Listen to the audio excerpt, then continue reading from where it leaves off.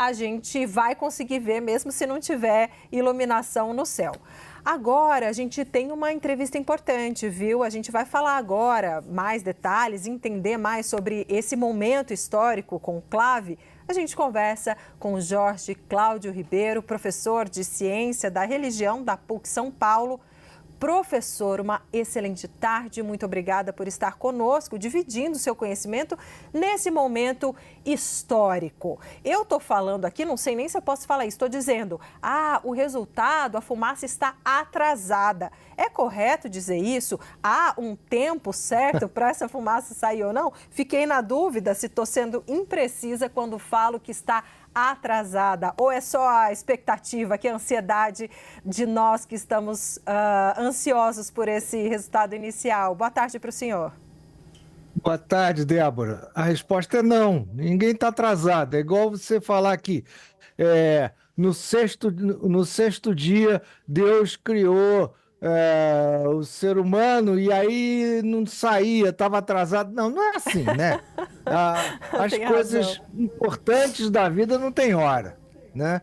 Então, se enquanto eu estiver falando a fumaça sair é porque eu tenho algum poder mágico, não, nada disso, nada disso. Acho que a gente tem que baixar um pouco a bola, baixar um pouco a fumaça, né? E aguardar com serenidade a manifestação lá de dentro, né? Da Capela Sistina, e vamos aguardar. Esperar é bom também, não tem problema. Acho que as pessoas não precisam ficar tão ansiosas, tão aflitas, porque não faz bem para o sistema nervoso.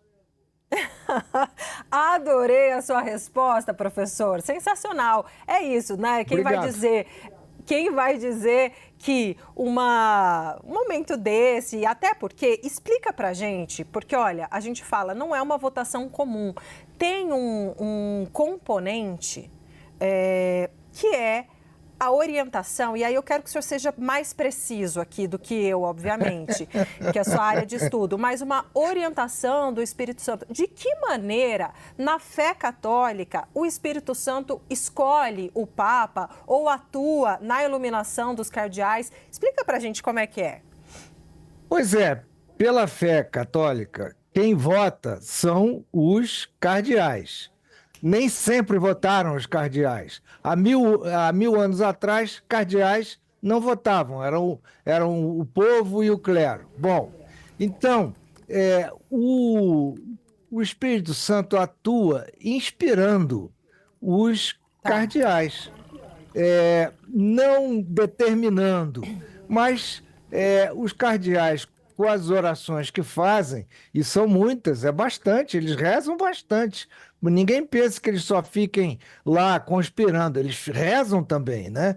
Então, dentro da crença, o Espírito Santo, que é aquele que inspira o amor, inspira os seus dons, né? Sabedoria, entendimento, conselho, etc. E aí sai o que sai. Agora, eu tendo a olhar com um pouquinho mais de ceticismo isso. Não nego, né?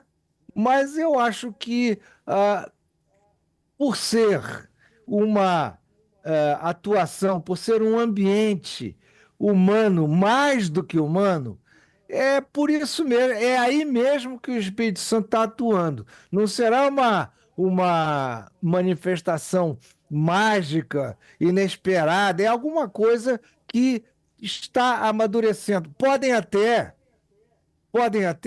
pasme você, os cardeais errar, votar num papa que não é tão bom. Mas não faz mal. De acordo com a fé cristã, Deus também está aí. Sim, sim, excelente, muito bom. Professor, aí então a gente vai seguindo, né, para tentar entender por meio do nome que for escolhido, que tiver 2/3, né, que atingir 2/3 dos votos, a gente pode entender um pouco quais são os rumos esperados para o futuro da Igreja Católica durante o próximo pontificado. Eu gostaria saber, assim, entre os cardeais que aparecem como favoritos ou entre todos os cardeais, quais perfis a gente poderia traçar que estariam aí representados, né? Queria que o senhor falasse um pouquinho assim, o que é dizer um perfil mais conservador, o que é dizer um perfil mais centralizador, enfim, gostaria que o senhor dividisse um pouco, porque quando saiu o nome, a gente tentar entender, e sempre correndo o risco de errar, porque é isso que os analistas fazem, né? A gente erra o tempo todo, mas o fato quais são os perfis. E aí, quando sair o resultado, muito provavelmente a escolha do nome não sairá hoje, mas a gente tentar entender em que perfil o escolhido vai se encaixar. Então, primeiro eu peço essa aula sobre os perfis, professor. Eu não dividi em perfil, mas, em todo caso, Pode nos dar a sua algumas divisão, entrevistas. então. Como for a sua linha de raciocínio aqui, eu Tá bom, tá humildemente bom. aceito, professor. Vamos lá. Agradeço. Não, tudo bem. Todo mundo faz parte da sabedoria, da sabedoria comum daquilo que se chama Igreja de Deus e, ou mais do que isso, do ser humano.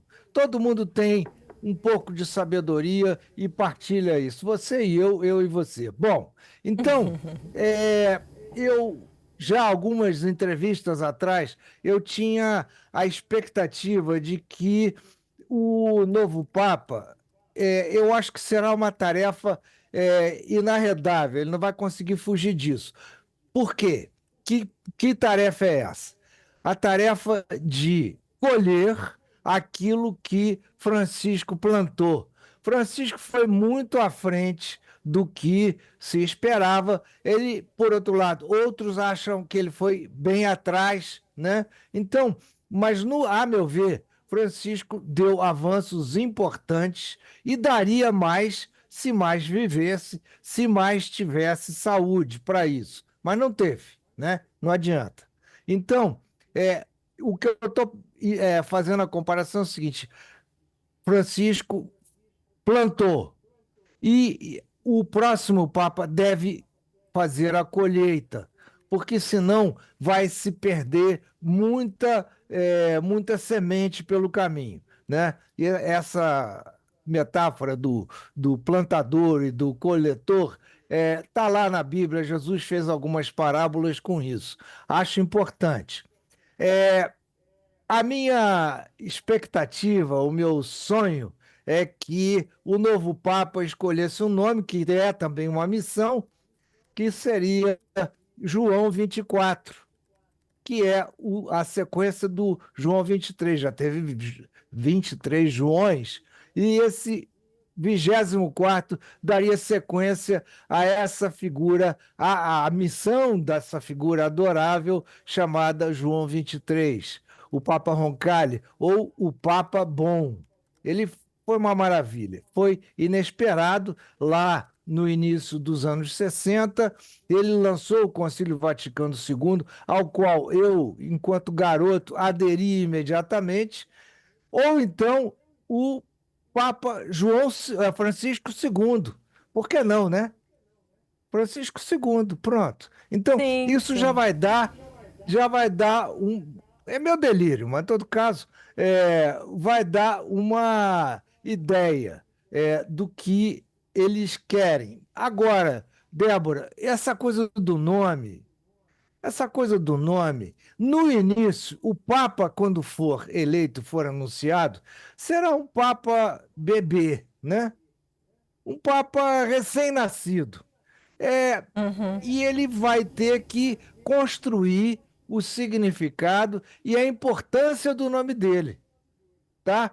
Quer dizer, quando alguém chegou e falou, não, meu nome de Papa vai ser Francisco, ninguém ia adivinhar que um nome tão singelo, tão comum, se tornaria tão expressivo, tão único de uma certa forma. Por quê? Graças ao que ele fez, né? É, diz o filósofo que a existência precede a essência. Quer dizer, esse nome, ele está sendo feito, foi construído diariamente. E assim espero que seja, que venha a ser. Professor, muito obrigada. Jorge Cláudio Ribeiro, professor Muito de prazer. Ciência da Religião, PUC São Paulo, muito obrigada. O senhor que está aqui nos ajudando com seus conhecimentos, obrigada por dividir aqui esse momento histórico conosco. Excelente trabalho para o senhor. Ô, Débora, e a fumacinha não saiu ainda, hein? Pois é, mas olha, o meu novo professor, me proibiu de dizer que os cardeais estão atrasados. Então, não vou dizer que os cardeais estão atrasados, Ninguém fica aflito, professor. né, Débora? Tá tudo certo, tá tudo ótimo. Pois é. Vamos lá. Tá bom, mas Bom faz trabalho parte. pra Uma decisão vocês. tão importante precisa ser tomada com calma. Obrigada, professor. Isso, falou, Obrigada. tchau, tchau. Grande abraço.